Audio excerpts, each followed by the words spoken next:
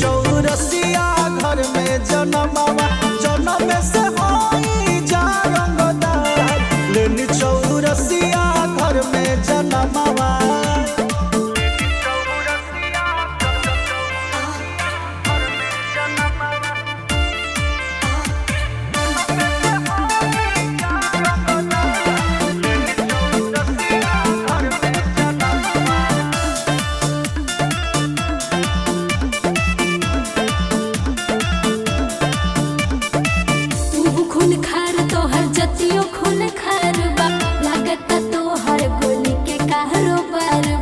हल्का मिले तरीका रुतबा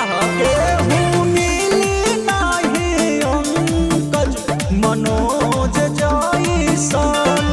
जानी हाला कामेली है देखी भेस केतनो गरमी पड़ेला जानू देखी के दहिया में जला जा